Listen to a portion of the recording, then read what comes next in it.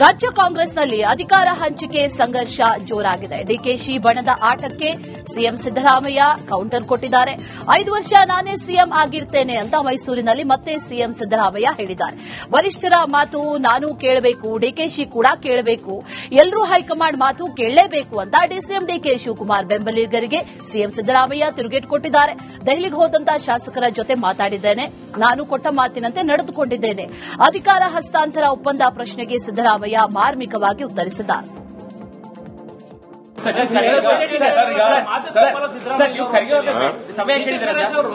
ಮಾತಿಗೆ ತಪ್ಪಲ್ಲ ಸಿದ್ದರಾಮಯ್ಯ ಅವರು ಕೊಟ್ಟ ಮಾತಂತ ನಡ್ಕೊಳ್ತಾರೆ. ಹೌದು, ಈಗಲೂ ಮಾತಿಗೆ ತಪ್ಪಲ್ಲ. ನಾವು ಎಲ್ಲ ಗ್ಯಾರಂಟಿ ಯೋಜನೆಗಳನ್ನೆಲ್ಲ ಜಾರಿ ಮಾಡಿದ್ದೀವಿ. ಆ ಮಾತು ಹೇಳ್ತಾ ಇಲ್ಲ, ಅವ್ರು ಹೇಳ್ತದ್ದು ಆ ಮಾತಲ್ಲ, ಅವ್ರು ಹೇಳ್ತಿರುವಂತದ್ದು ಬೇರೆ ಮಾತು. ಅಧಿಕಾರ ಮಾತಾಡ್ತಾರೆ, ಅದು ಹೈಕಮಾಂಡ್ ಅವ್ರು ಏನ್ ತೀರ್ಮಾನ ಮಾಡ್ತಾರೆ ಅದು ಮಾಡಬೇಕು. ಇನ್ನು 2 ಬಜೆಟ್ ಮಾಡ್ತೀರಾ ಸರ್? ಹೌದು, ಇನ್ನು 2 ಬಜೆಟ್ ಯಾವುದು? ನೀನ್ ಯಾಕೆ ಅದನ್ನ ಕೇಳ್ತಾ ಇದ್ದೀಯ?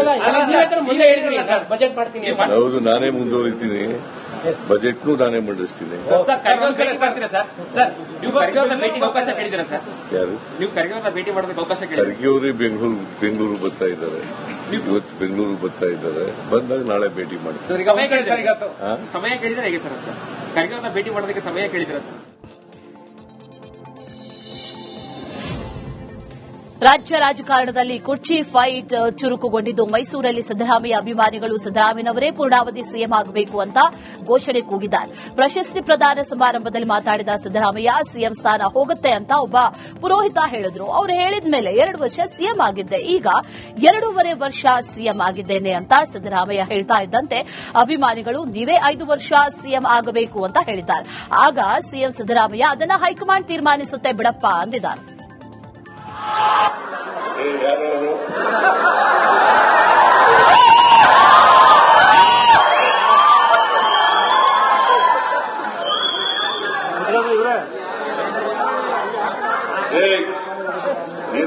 ಏನ್ ಮಾಡಿದ್ದಾರೆ?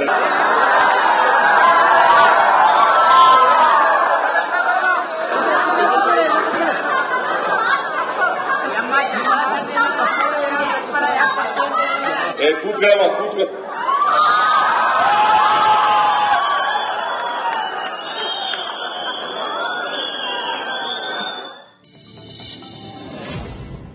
ರಾಜ್ಯ ಕಾಂಗ್ರೆಸ್ನಲ್ಲಿ ಪವರ್ ಶೇರಿಂಗ್ ಗಲಾಟೆ ಎದ್ದಿದೆ. ಡಿಕೆ ಶಿವಕುಮಾರ್ ಬೆಂಬಲಿಗರು ಮುಖ್ಯಮಂತ್ರಿ ಪಟ್ಟ ಬಿಟ್ಟುಕೊಡುವಂತೆ ಪಟ್ಟು ಹಿಡಿದಿದ್ದಾರೆ.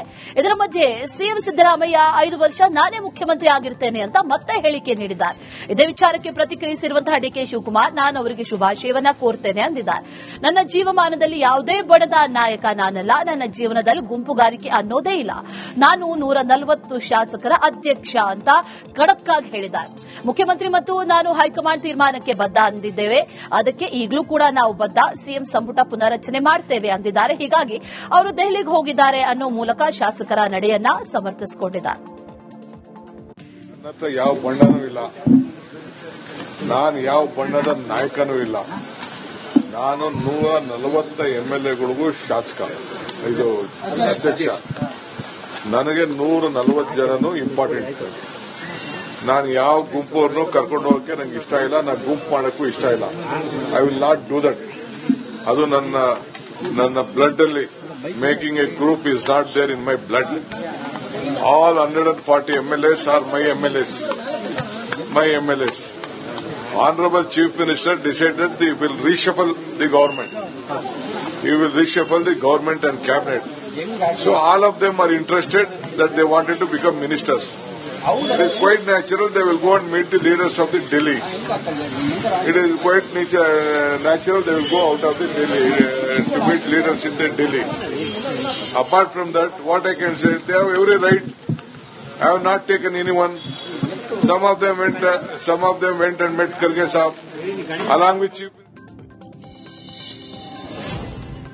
ರಾಜ್ಯದಲ್ಲಿ ಅಧಿಕಾರ ಹಸ್ತಾಂತರ ಚರ್ಚೆ ಎಲೆಮರೆ ಕಾಯಿಯಂತೆ ಚುರುಕುಗೊಂಡಿದೆ. ಸರ್ಕಾರಕ್ಕೆ 2.5 ವರ್ಷ ಪೂರ್ಣವಾದ ಬೆನ್ನಲ್ಲೇ ಡಿಕೆಶಿ ಬೆಂಬಲಿಗರ ಚಲನವಲನ ಚುರುಕುಗೊಂಡಿದೆ. ಆಪ್ತ ಶಾಸಕರ ಜೊತೆ ಡಿಕೆ ಬ್ರದರ್ಸ್ ಚರ್ಚೆ ಮೇಲೆ ಚರ್ಚೆ ಮಾಡುತ್ತಿದ್ದಾರೆ. ಬೆಂಗಳೂರಿನ ಸದಾಶಿವನಗರದ ನಿವಾಸದಲ್ಲಿ ಶಾಸಕರಾದಂತಹ ಯೋಗೇಶ್ವರ್, ಶ್ರೀನಿವಾಸ್ ವಾನೆ, ಪ್ರಕಾಶ್ ಕೋಳಿವಾಡ್, ಯಾಸಿರ್ ಪಠಾಣ್ ಹಾಗೂ ಪುಟ್ಟಸ್ವಾಮಿಗೌಡ ಭೇಟಿ ನೀಡಿ ಹಲವು ವಿಚಾರಗಳ ಬಗ್ಗೆ ಚರ್ಚಿಸಿದ್ದಾರೆ. ಶತಾಯಗತಾಯ ಸಿಎಂ ಸ್ಥಾನ ಪಡಿಲೇಬೇಕು ಅಂತ ತೀರ್ಮಾನ ಮಾಡಿರುವಂತಹ ಡಿಸಿಎಂ ಡಿಕೆ ಶಿವಕುಮಾರ್ ಇದೀಗ ದೇವರ ಮೊರೆ ಹೋಗಿದ್ದಾರೆ. ಹಾಸನದ ಅರಸೀಕೆರೆ ತಾಲೂಕಿನ ಪ್ರಸಿದ್ಧ ಜೇನುಕಲ್ಲು ಸಿದ್ದೇಶ್ವರ ದೇವರ ಮೊರೆ ಹೋಗಿದ್ದಾರೆ. ಮನೆಗೆ ಸಿದ್ದೇಶ್ವರ ಸ್ವಾಮಿ ಪಲ್ಲಕ್ಕಿ ತರಿಸಿ ಪೂಜೆ ಸಲ್ಲಿಸಕ್ಕೆ ಮಾಡಲಾಗಿದೆ. ಇಷ್ಟಾರ್ಥ ಸಿದ್ಧಿಗಾಗಿ ಜೇನುಕಲ್ಲು ಸಿದ್ದೇಶ್ವರ ಸ್ವಾಮಿ ಮೊರೆ ಹೋಗಿರುವಂತಹ ಡಿಕೆ ಶಿವಕುಮಾರ್ ಕೆಲ ತಿಂಗಳ ಹಿಂದೆ ದೇವಸ್ಥಾನಕ್ಕೆ ಭೇಟಿ ನೀಡಿದ್ರು. ಅಲ್ಲಿ ಪ್ರಾರ್ಥನೆ ಸಲ್ಲಿಸಿ ಹರಕೆ ಕೂಡ ಸಲ್ಲಿಸಿದ್ರು. ಈ ಹಿಂದೆ ಯಡಿಯೂರಪ್ಪ ಕೂಡ ಈ ದೇವಸ್ಥಾನಕ್ಕೆ ಭೇಟಿ ನೀಡಿ ವಿಶೇಷ ಪೂಜೆ ಸಲ್ಲಿಸಿದ್ರು. ಇದಾದ ಬಳಿಕವೇ ಬಿಎಸ್ ಯಡಿಯೂರಪ್ಪ ಅವರಿಗೆ ಸಿಎಂ ಸ್ಥಾನ ಒಲಿದು ಬಂದಿತ್ತು.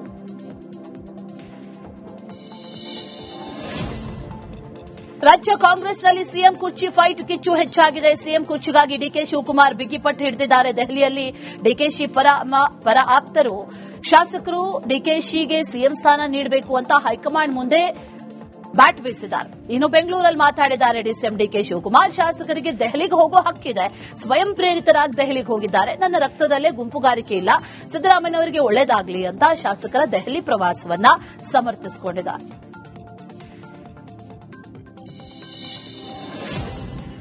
ಸಿದ್ದರಾಮಯ್ಯನವರೇ ಸಿಎಂ ಆಗಿ ಮುಂದುವರಿಯುತ್ತಾರೆ ಅಂತ ರಿಪಬ್ಲಿಕ್ ಕನ್ನಡಕ್ಕೆ ಸಿಎಂ ರಾಜಕೀಯ ಕಾರ್ಯದರ್ಶಿ ಬಸವರಾಜ ರಾಯರೆಡ್ಡಿ ಹೇಳಿದ್ದಾರೆ. ಸಿಎಂ ಬದಲಾವಣೆಯ ಬಗ್ಗೆ ಪಕ್ಷ ನಿರ್ಧಾರ ಮಾಡಬೇಕು. ಸಿಎಂ ಬದಲಾವಣೆಯ ಚರ್ಚೆ ಎಲ್ಲವೂ ಕೂಡ ಊಹಾಪೋಹ. ಯಾರೋ ಕೆಲವರು ದೆಹಲಿಗೆ ಹೋಗಿದ್ದಾರೆ, ಮತ್ತಾರೋ ಒಬ್ಬಿಬ್ಬರು ಶಾಸಕರು ಹೇಳಿಕೆ ನೀಡಿರಬಹುದು. ಇದರಿಂದ ಗೊಂದಲಗಳಾಗಿ ವಿರೋಧ ಪಕ್ಷಗಳಿಗೆ ಆಹಾರ ಆಗತ್ತೆ ಅಂತ ಬಸವರಾಜ ರಾಯರೆಡ್ಡಿ ಹೇಳಿದ್ದಾರೆ. ಪಕ್ಷದಲ್ಲಿ ಮುಖ್ಯಮಂತ್ರಿ ಬದಲಾವಣೆ ಆಗಬೇಕು, ಮಂತ್ರಿಗಳ ಬದಲಾವಣೆ ಆಗಬೇಕಂದ್ರೆ ಪಕ್ಷ ತೀರ್ಮಾನ ತೆಗೆದುಕೊಳ್ಳುತ್ತೆ. ಪಕ್ಷದ ವರಿಷ್ಠರ ತೀರ್ಮಾನ ಇಲ್ಲ, ಏನೂ ಮಾಡ್ಲಿಕ್ಕೆ ಆಗಲ್ಲ. Hours is A political party. ನಮ್ಮ ಪಕ್ಷಕ್ಕೊಂದು ಸಂವಿಧಾನ ಅಂತಿದೆ, ಹೆಂಗೆ ಕಾರ್ಯವೈಖರಿ ಮಾಡಬೇಕನ್ನೋದು ಅದರಲ್ಲಿ ಬರೆದಿದ್ದಾರೆ. ಹೀಗಾಗಿ ಶಾಸಕಾಂಗ ಪಕ್ಷದ ನಾಯಕರು ಯಾರಾಗ್ತಾರೆ ಅವರು ಸಹಜವಾಗಿ ಮುಖ್ಯಮಂತ್ರಿ ಆಗ್ತಾರೆ. ಅವ್ರನ್ನ ಆಯ್ಕೆ ಮಾಡೋರು ಯಾರು? ಶಾಸಕರು. ಶಾಸಕರನ್ನ ಯಾರು ಕೇಳ್ತಾರೆ? ವರಿಷ್ಠರು ಕೇಳ್ತಾರೆ. ವರಿಷ್ಠರಿಗೆ ನಾವು ಹೇಳಬೇಕಾಗಿತ್ತು ಏನಂತ, ಆನ್ಲೈನ್ ರೆಸಲ್ಯೂಷನ್ ಮಾಡಿಕೊಡ್ಬೇಕು ನಾವು ಅವ್ರಿಗೆ, ನೀವೇ ಮುಂದಿನ ಮುಖ್ಯಮಂತ್ರಿ ತೀರ್ಮಾನ ಮಾಡಿ ಅಂತೇಳಿ. ಅದನ್ನ ಹೇಳಲಾರ್ದನ ಅವ್ರು ಹೆಂಗ್ ಮಾಡ್ತಾರೆ? ಇದು ಅನಾವಶ್ಯಕವಾದಂತ ಚರ್ಚೆ. ಪಕ್ಷ ಹೇಳಿದೆ ಎಲ್ಲರೂ. ಮಾಧ್ಯಮದ ಸೃಷ್ಟಿ, ಮಾಧ್ಯಮದ ಗೊಂದಲ. ಯಾರು ಹೇಳ್ತಾರಂತ ನೀವು ಹಾಕಿಬಿಟ್ರೆ ಹೆಂಗಪ್ಪ? ಯಾರೋ ಡೆಲ್ಲಿ ಹೋಗಿದ್ದಾರೆ, ತಮ್ಮ ಕೆಲಸಕ್ಕೆ ಹೋಗಿರಬಹುದು, ನನಗೆ ಗೊತ್ತಿಲ್ಲ. ನೀವು ಹೇಳ್ತಾ ಇದ್ದೀರಿ ಅಷ್ಟೇ, ನನಗೆ ಯಾರು ಹೋಗಿದ್ದು ಗೊತ್ತಿಲ್ಲ. ಚಲುವರಾಯಸ್ವಾಮಿ ಹೋಗಿದ್ದು ಗೊತ್ತು, ಯಾಕಂದ್ರೆ ಅವ್ರು ಮಿನಿಸ್ಟರ್ ಟಿಪಿ ಹಾಕಿರ್ತಾರೆ. ಅದು ಅಲ್ಲಿ ಅವರು ಸೆಂಟ್ರಲ್ ಅಗ್ರಿಕಲ್ಚರ್ ಮಿನಿಸ್ಟರ್ ಭೇಟಿ ಮಾಡಕ್ ಹೋಗಿದ್ದಾರೆ. ಉಳ್ಕಿದೆ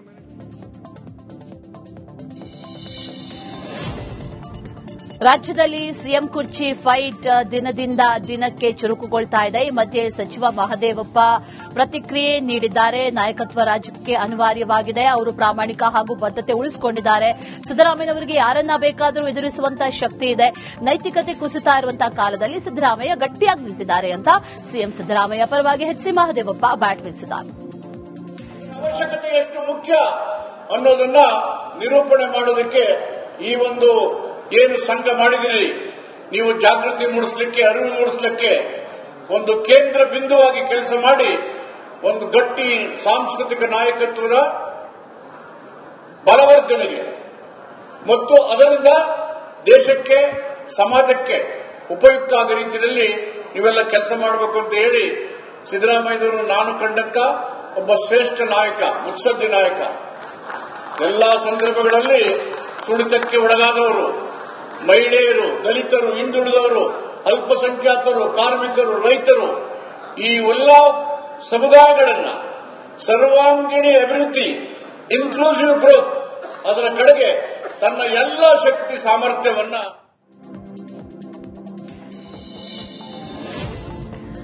ರಾಜ್ಯ ರಾಜಕಾರಣದ ಸಿಎಂ ಕುರ್ಚಿ ಫೈಟ್ ಅಖಾಡಕ್ಕೆ ಪ್ರಣವಾನಂದ ಸ್ವಾಮೀಜಿ ಎಂಚಿಕೊಟ್ಟಿದ್ದಾರೆ. ರಾಜ್ಯದಲ್ಲಿ ಯಾವುದೇ ಸರ್ಕಾರ ಬಂದರೂ ಈಡಿಗ ಬಿಲ್ಲವ ಸಮುದಾಯಕ್ಕೆ ಅನ್ಯಾಯ ಆಗ್ತಾ ಇದೆ. ಈಡಿಗ ಬಿಲ್ಲವ ಸಮಾಜಕ್ಕೆ ಸಿಎಂ ಸ್ಥಾನ ಕೊಡಬೇಕು. ಬಿಕೆ ಹರಿಪ್ರಸಾದ್ ಅಥವಾ ಮಧು ಬಂಗಾರಪ್ಪ ಅವರಿಗೆ ಸಿಎಂ ಸ್ಥಾನವನ್ನ ನೀಡಿ. ಇಬ್ಬರಲ್ಲಿ ಒಬ್ಬರಿಗೆ ಸಿಎಂ ಸ್ಥಾನ ಕೊಡಬೇಕು ಅಂತ ಪ್ರಣವಾನಂದ ಸ್ವಾಮೀಜಿ ಡಿಮ್ಯಾಂಡ್ ಇಟ್ಟಿದ್ದಾರೆ. ಏನಾದ್ರೂ ಹೇಳಿ, ಮಾನ್ಯ ಮುಖ್ಯಮಂತ್ರಿಗಳು ಸಿದ್ದರಾಮಯ್ಯನವರು ಈ ರಾಜ್ಯ ಕಂಡ ಒಬ್ಬ ಹಿಂದುಳಿದ ವರ್ಗದ ನಾಯಕ ಅಂತಂದಲ್ಲಿ ಯಾವುದೂ ಕೂಡ ಅನುಮಾನವಿಲ್ಲ. ಅವರು ಈ ರಾಜ್ಯದಲ್ಲಿ ಮುಂದುವರಿಯುವುದು ಸೂಕ್ತ ಅಂತಕ್ಕಂಥದ್ದು ನನ್ನ ಅಭಿಪ್ರಾಯ. ಜೊತೆ ಒಂದು ವೇಳೆ ಹೈಕಮಾಂಡ್ ಏನಾದರೂ ಅವರ ಡಿಸ್ಕಷನ್ ಆಗಿದ್ದ ಪ್ರಕಾರ ಬದಲಾವಣೆ ಮಾಡುತ್ತೀನಿ ಅಂತಂದ್ರೆ, ಈಡಿಗ ಸಮುದಾಯದಿಂದ ಬಿಲ್ಲವ ಸಮುದಾಯದೊಂದಿಗೆ 6 ಜನ ಕಾಂಗ್ರೆಸ್ ಪಕ್ಷದಲ್ಲಿ ಇದ್ದಾರೆ. 2 MLC ಇದ್ದಾರೆ, 4 ಜನ MLA ಇದ್ದಾರೆ. ಅದರಿಂದ ಕೂಡ ಯಾರನ್ನಾದ್ರೂ ಸೂಕ್ತ ಒಬ್ಬರನ್ನ ಸೆಲೆಕ್ಟ್ ಮಾಡಿ ಮುಖ್ಯಮಂತ್ರಿ ಯಾವುದಕ್ಕೂ ಕೂಡ ಈಡಿಗ ಸಮುದಾಯಕ್ಕೂ ಕೂಡ ಆ ಹಕ್ಕಿದೆ, ಯೋಗ್ಯವಾಗಿದೆ ಅಂತಕ್ಕಂಥದ್ದು ನಾನಿಲ್ಲಿ ಸ್ಪಷ್ಟಪಡಿಸಬಹುದು. ಆದರೆ ಒಬ್ಬರನ್ನ ಇಳಿಸಿ ಡಿಕೆಶಿ ಬೆಂಬಲಿಗರ ಶಾಸಕರ ದೆಹಲಿ ಪರೇಡ್ ವಿಚಾರವಾಗಿ ವಿಜಯಪುರದಲ್ಲಿ ಸಚಿವ ಎಂಬಿ ಪಾಟೀಲ್ ಪ್ರತಿಕ್ರಿಯೆ ನೀಡಿದ್ದಾರೆ. ಶಾಸಕರಿಗೆ ದೆಹಲಿ ಹೋಗುವಂತಹ ಅಧಿಕಾರ ಇದೆ, ಯಾವ ಕಾರಣಕ್ಕೆ ಹೋಗಿದ್ದಾರೆ ಅವರೇ ಹೇಳಬೇಕು. ಶಾಸಕರು ಸಚಿವರಾಗೋದಕ್ಕೆ ದೆಹಲಿಗೆ ಹೋಗಿದ್ದಾಗಿ ಡಿಕೆ ಶಿವಕುಮಾರ್ ಹೇಳಿದ್ದಾರೆ. ನಮ್ಮ ಪಕ್ಷದಲ್ಲಿ ಹೈಕಮಾಂಡ್, ಸುಪ್ರೀಂ ಹೈಕಮಾಂಡ್ ಕಾಲಕಾಲಕ್ಕೆ ಮಾಡುವಂತಹ ತೀರ್ಮಾನವನ್ನ ಸಿಎಂ, ಡಿಸಿಎಂ ಮತ್ತು ಸಚಿವರು ಪಾಲಿಸಲೇಬೇಕು. ನಮ್ಮಲ್ಲಿ ಯಾವುದೇ ರೀತಿಯ ನಿರ್ಧಾರ ಹೈಕಮಾಂಡ್ ತೆಗೆದುಕೊಳ್ಳುತ್ತೆ, ಹೈಕಮಾಂಡ್ ಸುಪ್ರೀಂ ಅಂತ ಸಿದ್ದರಾಮಯ್ಯನವರೇ ಹೇಳಿದ್ದಾರೆ ಅಂತ ಸಚಿವ ಎಂಬಿ ಪಾಟೀಲ್ ಹೇಳಿದ್ದಾರೆ. ಶಾಸಕರು ಡೆಲ್ಲಿ ಹೋಗುವಂತ ಅಧಿಕಾರ ಅವರೆಲ್ಲರಿಗೂ ಇದೆ. ಅವ್ರು ಯಾವ ಕಾರಣಕ್ಕೆ ಹೋಗಿದ್ದಾರೆ ಏನು ಅನ್ನೋದನ್ನ ಅವರು ಹೇಳಬೇಕಾಗ್ತದೆ. ಇದೀಗ ನಾನು ನೋಡ್ತಾ ಇದ್ದೆ, ಡಿ ಕೆ ಶಿವಕುಮಾರ್ ಅವ್ರು ಹೇಳ್ತಾ ಇದ್ರು ಶಾಸಕರು ತಾವು ಸಚಿವರಾಗಬೇಕು ಅಂತ ಡಿಸಿಷನ್ ಹೋಗಿದ್ದಾರೆ ಅಂತ ಹೇಳಿ ಈ ಒಂದು ಸ್ಪಷ್ಟನೆಯನ್ನು ಕೊಡ್ತಾ ಇದ್ರು, ಅವರೊಂದು ಹೇಳಿಕೆಯನ್ನು ಕೊಡ್ತಾ ಇದ್ರು. ಒಂದು ಹೇಳ್ತೇನೆ, ನಮ್ಮ ಪಕ್ಷದಲ್ಲಿ ಹೈಕಮಾಂಡ್ ಇಸ್ ಸುಪ್ರೀಂ. ಹೈಕಮಾಂಡ್ ಅಂತಿಮ. ಅದು ಹೈಕಮಾಂಡ್ ಏನು ಕಾಲಕ್ಕೆ ನಿರ್ಧಾರ ಮಾಡ್ತದೆ ಅದೆಲ್ಲವನ್ನ ಎಲ್ಲರೂ ರೈಟ್ ಫ್ರಮ್ ಸಿದ್ದರಾಮಯ್ಯ ಸಾಹೇಬ್ ಹಿಡ್ಕೊಂಡು, ಮುಖ್ಯಮಂತ್ರಿ ಹಿಡ್ಕೊಂಡು, ಉಪಮುಖ್ಯಮಂತ್ರಿ ಹಿಡ್ಕೊಂಡು ಎಲ್ಲ ಸಚಿವರು, ಶಾಸಕರು ಎಲ್ಲರೂ ಕೂಡ ಹೈಕಮಾಂಡ್ ಏನು ಹೇಳ್ತದೆ ಅದನ್ನ ಕೇಳುವಂತದ್ದು. ಸಿಎಂ ಕುರ್ಚಿ ಕಾಳಗದ ಕುರಿತು ಕೊಡಗಿನಲ್ಲಿ ಬೋಸರಾಜ್ ಪ್ರತಿಕ್ರಿಯೆ ಕೊಟ್ಟಿದ್ದಾರೆ. 2 ವರ್ಷ ಅಧಿಕಾರ ಹಂಚಿಕೆ ವಿಚಾರ ನಮ್ಮ ಗಮನಕ್ಕಿಲ್ಲ, ಸಿಎಂ ಆಗಿ ಸಿದ್ದರಾಮಯ್ಯನವರೇ ಮುಂದುವರಿಯುತ್ತಾರೆ ಅಂತ ಹೇಳಿದ್ದಾರೆ. ಅಧಿಕಾರ ಹಂಚಿಕೆ ಹೈಕಮಾಂಡ್ ಗಮನಕ್ಕೆ ಇರಬಹುದೇನೋ ಗೊತ್ತಿಲ್ಲ, ಹೈಕಮಾಂಡ್ ಏನ್ ತೀರ್ಮಾನ ತೆಗೆದುಕೊಳ್ಳುತ್ತೆ ಅದರಂತೆ ನಡೆಯುತ್ತೆ ಅಂತ ಬೋಸರಾಜ್ ಹೇಳಿದ್ದಾರೆ. ಯಾವ ಸಂಚಲನ ನೋಡಿ, ಸಂಚಲನ ನಿಮ್ಮ ಮಾಧ್ಯಮಗಳಲ್ಲಿ ಆಗ್ತಾ ಇದೆ. ನಾವೆಲ್ಲ ಆರಾಮಾಗಿದ್ದೀವಿ, ನಮ್ಮ ಕೆಲಸ ರಾತ್ರಿ ಆಗಲು ಸಿದ್ದರಾಮಯ್ಯ ಅವರ ನೇತೃತ್ವದ ಸರ್ಕಾರ ಕೆಲಸ ಮಾಡ್ತಾ ಇದೆ. ಯಾರ ಕೆಲಸ ಅವ್ರು ಮಾಡ್ತಾ ಇದ್ದಾರೆ. ನಮ್ದು 2.5 ವರ್ಷ ನಾವು ಈಗಾಗಲೇ ನಿನ್ನೆಗೆ 24ನೇ ತಾರೀಕು ಮುಗಿದಿದೆ.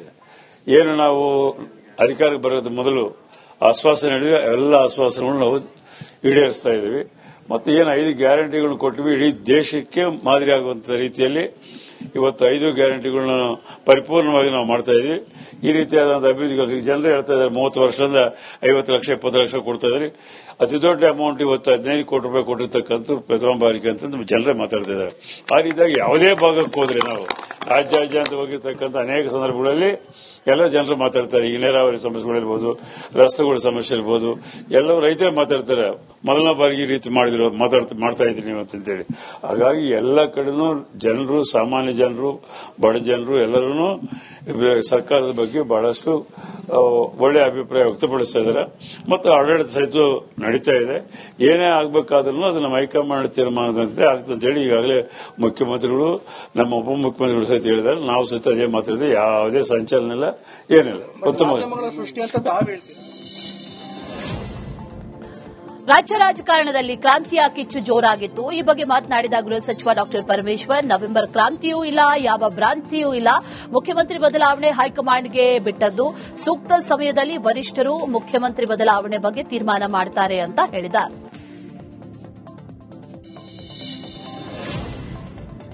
ಸಚಿವ ಸ್ಥಾನ ಬೇಡ ಅನ್ನೋದಕ್ಕೆ ನಾನೇನ್ ಸನ್ಯಾಸಿ ಅಲ್ಲ ಅಂತ ಶಾಸಕ ಲಕ್ಷ್ಮಣ್ ಸವದಿ ಹೇಳಿದ್ದಾರೆ. ಬೆಳಗಾವಿ ಜಿಲ್ಲೆಯ ಅಥಣಿಯಲ್ಲಿ ಮಾತಾಡಿದ್ದಾರೆ. ನಾನು ಸಚಿವ ಸ್ಥಾನದ ಬಗ್ಗೆ ಅಪೇಕ್ಷೆ ಪಟ್ಟಿಲ್ಲ, ಸಚಿವ ಸ್ಥಾನ ನೀಡೋದು ವರಿಷ್ಠರಿಗೆ ಬಿಟ್ಟಂತ ವಿಚಾರ. ಬೇಡ ಅನ್ನೋದಕ್ಕೆ ನಾನೇನು ಸನ್ಯಾಸಿ ಅಲ್ಲ, ನಾನು ರಾಜಕಾರಣಿ. ಹೈಕಮಾಂಡ್ ಮತ್ತು ಮುಖ್ಯಮಂತ್ರಿ ಕೂಡಿ ಚರ್ಚೆ ಮಾಡಿದಾಗ ಅದು ತೀರ್ಮಾನ ಆಗುತ್ತೆ. ಚಳಿಗಾಲದ ಅಧಿವೇಶನ ಮುಗಿದ ನಂತರ ನೂತನ ಸಚಿವ ಸಂಪುಟ ರಚನೆ ಆಗಬಹುದು ಅಂತ ಹೇಳಿದ್ದಾರೆ. ಡಿಕೆ ಶಿವಕುಮಾರ್ಗೆ ಶಾಸಕರ ಬೆಂಬಲ ಇದೆ ಅಂತ ರಾಮನಗರ ಶಾಸಕ ಇಕ್ಬಾಲ್ ಹುಸೇನ್ ಹೇಳಿದ್ದಾರೆ. ದೆಹಲಿಗೆ ಹೋಗೋ ಮುನ್ನ ಕನ್ನಡದ ಜೊತೆ ಮಾತಾಡಿದ್ದಾರೆ. ಡಿಸಿಎಂಗೂ ಸಿಎಂ ಆಗುವಂತಹ ಅರ್ಹತೆ ಇದೆ, ಹೈಕಮಾಂಡ್ ಎಲ್ಲವನ್ನೂ ಸುಖಾಂತ್ಯ ಮಾಡುತ್ತೆ ಅಂತ ಡಿಕೆಶಿ ಪರ ಬ್ಯಾಟ್ ಬೀಸಿದ್ದಾರೆ. ಪವರ್ ಶೇರಿಂಗ್ ಮಧ್ಯೆ ದೆಹಲಿಗೆ ತೆರಳಿದಂತಹ ಸಚಿವ ಚಲುವರಾಯಸ್ವಾಮಿ ವಾಪಸ್ಸಾಗಿದ್ದಾರೆ. ಕೆಂಪೇಗೌಡ ಏರ್ಪೋರ್ಟ್ನಲ್ಲಿ ಮಾತಾಡಿದ್ದಾರೆ. ಕೃಷಿ ಇಲಾಖೆ ಕೆಲಸದ ಮೇಲೆ ನಾನು ದೆಹಲಿಗೆ ಹೋಗಿದ್ದೆ. ಎಂಎಸ್ಪಿ ಬಗ್ಗೆ ಸಿಎಂ ಮಹತ್ವದ ಸಭೆ ಮಾಡಿದ್ದಾರೆ. ರಾತ್ರಿ ಸೆಂಟ್ರಲ್ ಮಿನಿಸ್ಟರ್ ಜೊತೆ ಮೀಟಿಂಗ್ ಮಾಡಿ ಸಿಎಂ ಜೊತೆ ವಿಡಿಯೋ ಕಾನ್ಫರೆನ್ಸ್ ಕೂಡ ಮಾಡಿದ್ದೇನೆ. ನಾನು ದೆಹಲಿಯಲ್ಲಿ ಯಾರನ್ನೂ ಭೇಟಿ ಮಾಡಿಲ್ಲ. ಕೆಲವು ಎಂಎಲ್ಎಗಳು ಅಲ್ಲಿ ಇದ್ದಾರೆ, ಅವ್ರು ಬರೋ ವಿಚಾರ ನನಗೆ ಗೊತ್ತಿಲ್ಲ ಅಂತ ತಿಳಿಸಿದ್ದಾರೆ. ಇನ್ನು ಸಿಎಂ ಡಿಸಿಎಂ ಸಂಪುಟ ಪುನರಚನೆಯನ್ನ ಮಾಡ್ತಾರೆ ಅಂತ ಸಚಿವ ಚಲುವರಾಯಸ್ವಾಮಿ ಹೇಳಿದ್ದಾರೆ. ರಾಜ್ಯಾಧಿಕಾರ ಹಸ್ತಾಂತರ ಕೂಗು ಬೂದಿ ಮುಚ್ಚಿದ ಕೆಂಡದಂತಿದೆ. ಈ ಮಧ್ಯೆ ಎಐಸಿಸಿ ಅಧ್ಯಕ್ಷ ಮಲ್ಲಿಕಾರ್ಜುನ ಖರ್ಗೆ ದೆಹಲಿಯಿಂದ ರಾಜ್ಯಕ್ಕೆ ಆಗಮಿಸಿದ್ದಾರೆ. ಕೆಂಪೇಗೌಡ ಅಂತಾರಾಷ್ಟೀಯ ವಿಮಾನ ನಿಲ್ದಾಣದಲ್ಲಿ ಮಾಧ್ಯಮಗಳಿಗೆ ಯಾವುದೇ ಪ್ರತಿಕ್ರಿಯೆ ನೀಡದೆ ನೇರವಾಗಿ ಬೆಂಗಳೂರಿಗೆ ಬಂದಿದ್ದಾರೆ. ಮಲ್ಲಿಕಾರ್ಜುನ ಖರ್ಗೆ ರಾಜ್ಯಕ್ಕೆ ಆಗಮನ ಹಿನ್ನೆಲೆ ರಾಜ್ಯ ರಾಜಕಾರಣದ ಎಲ್ಲಾ ಗೊಂದಲಗಳಿಗೆ ತೆರೆ ಎಳಿತಾರಾ ಅನ್ನೋದನ್ನ ಕಾದು ನೋಡಬೇಕಿದೆ. 6 ತಿಂಗಳಿಂದಲೂ ಸಿಎಂ ಕುರ್ಚಿಗಾಗಿ ಚರ್ಚೆ ನಡೀತಾನೇ ಇದೆ. ಈ ಎಲ್ಲಾ ರಾಜಕೀಯ ಬೆಳವಣಿಗೆಗಳ ನಡುವೆ ಡಿಸಿಎಂ ಡಿಕೆ ಶಿವಕುಮಾರ್ ದಿಢೀರಂತ ಪರಪ್ಪನಾಗ್ರಹಾರ ಜೈಲಿಗೆ ಭೇಟಿ ಕೊಟ್ಟಿದ್ದಾರೆ. ಪರಪ್ಪನಾಗ್ರಹಾರ ಸೆಂಟ್ರಲ್ ಜೈಲಲ್ಲಿರುವಂತಹ ಧಾರವಾಡ ಕಾಂಗ್ರೆಸ್ ಶಾಸಕ ವಿನಯ್ ಕುಲಕರ್ಣಿ ಹಾಗೂ ಚಿತ್ರದುರ್ಗ ಶಾಸಕ ವೀರೇಂದ್ರ ಪೊಪ್ಪಿಯನ್ನ ಡಿಕೆ ಶಿವಕುಮಾರ್ ಭೇಟಿ ಮಾಡಿದ್ದಾರೆ. ಈ ಮೂಲಕ ಅವರ ವಿಶ್ವಾಸವನ್ನ ಪಡೆದುಕೊಳ್ಳೋದಕ್ಕೆ ಪ್ರಯತ್ನ ಮಾಡಿದ್ದಾರೆ ಅಂತ ಹೇಳಲಾಗ್ತಾ ಇದೆ. ದೆಹಲಿಗೆ ಶಾಸಕರು ಹೋಗಿರುವ ಕುರಿತು ಕೋಲಾರದಲ್ಲಿ ಶಾಸಕ ಕುತ್ತೂರು ಮಂಜುನಾಥ್ ಮಾತಾಡಿದ್ದಾರೆ. 2.5 ವರ್ಷದ ಮಾತುಕತೆ ಬಗ್ಗೆ ನಮಗೆ ಗೊತ್ತಿಲ್ಲ, ಅದರ ಬಗ್ಗೆ ಮಾಹಿತಿ ಇಲ್ಲ.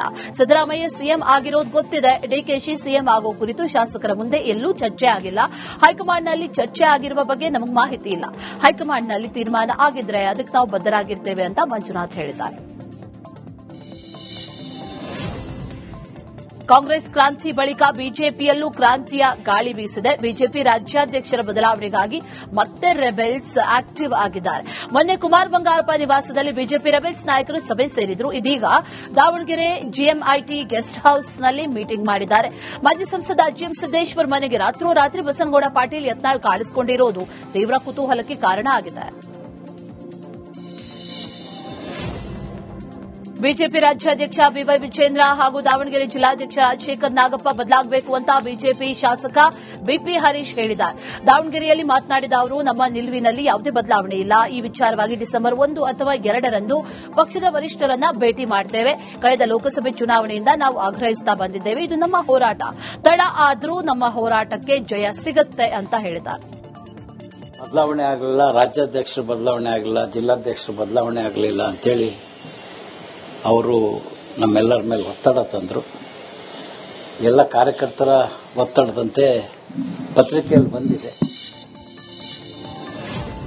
ದೆಹಲಿಯಲ್ಲಿ ಡಿಸಿಎಂ ಬೆಂಬಲಿಗರ ಪಗಡೆ ಆಟ ನಡೀತಾ ಇದ್ರೆ ಇತ್ತ ಬಿಜೆಪಿ ರಾಜ್ಯಾಧ್ಯಕ್ಷ ಬಿವೈ ವಿಜೇಂದ್ರ ದಿಢೀರಂತ ದೆಹಲಿಗೆ ಹಾರಿದ್ದಾರೆ. ಕೆಂಪೇಗೌಡ ಏರ್ಪೋರ್ಟ್ನಿಂದ ದೆಹಲಿಗೆ ಪ್ರಯಾಣ ಬೆಳೆಸಿದ್ದಾರೆ. ಸದ್ಯ ಬಿಜೆಪಿ ರಾಜ್ಯಾಧ್ಯಕ್ಷರ ಭೇಟಿ ಭಾರಿ ಕುತೂಹಲ ಮೂಡಿಸಿದೆ. ಬಿಜೆಪಿಯಲ್ಲೂ ಹೊಸ ರಾಜ್ಯಾಧ್ಯಕ್ಷ ಸಂಘರ್ಷ ಜೋರಾಗಿದ್ದು ವರ್ಷಾಂತ್ಯಕ್ಕೆ ನೂತನ ರಾಜ್ಯಾಧ್ಯಕ್ಷರನ್ನ ಹೈಕಮಾಂಡ್ ಘೋಷಣೆ ಮಾಡುವಂತಹ ಸಾಧ್ಯತೆ ಇದೆ.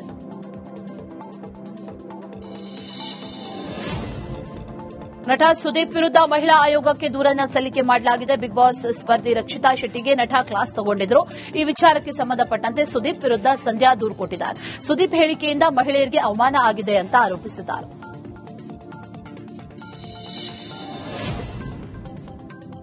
ಇನ್ನು ಎನ್ಜಿಒಗೆ ದೇಣಿಗೆ ಕೊಡಿಸುವುದಾಗಿ ಬಾಗಲಕೋಟೆಯಲ್ಲಿ ಹೇಳಿ 2 ಕೋಟಿಗೂ ಅಧಿಕ ಹಣ ವಂಚನೆ ಮಾಡಲಾಗಿದೆ. ಬಾಗಲಕೋಟೆ ಮೂಲದ ಎನ್ಜಿಒಗೆ ಅಂತಾರಾಜ್ಯ ವಂಚಕರು ಧೋಖಾ ಮಾಡಿದ್ದಾರೆ. ಮೊಬೈಲ್ ಪಡೆದು ಒಟಿಪಿ ಆಪ್ ಹಾಕಿ ಬ್ಯಾಂಕ್ ಖಾತೆಯ ಕೆವೈಸಿ ಪಡೆದು ಮಕ್ವಲ್ ಟೋಪಿ ಹಾಕಲಾಗಿದೆ. 1.5 ದಿನದಲ್ಲಿ 2 ಕೋಟಿಗೂ ಅಧಿಕ ಹಣ ಲೂಟಿ ಮಾಡಿರುವುದು ಈಗ ಬೆಳಕಿಗೆ ಬಂದಿದೆ.